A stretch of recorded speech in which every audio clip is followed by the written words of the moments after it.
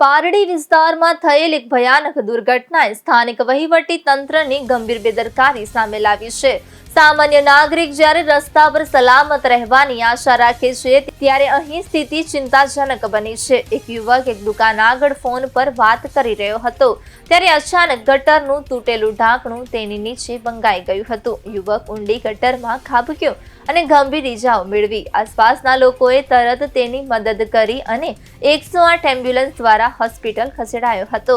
CCTV footage દર્શાવે છે કે આ દુર્ઘટના માત્ર અકસ્માત નથી પરંતુ શહેરમાં ગટર વ્યવસ્થા અને ફૂટપાથની બેદરકારીનું પ્રતીક છે। ઘણા ગટર ખુલ્લા છે અથવા તૂટેલા ઢાંકણા ધરાવે છે જે નિર્દોષ નાગરિકો માટે ગંભીર જોખમ બની રહ્યા છે।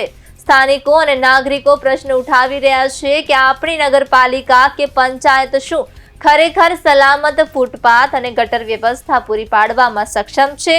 પારડીમાં થયેલી આ ઘટના બધા માટે ચેતવણીનો સંકેત છે।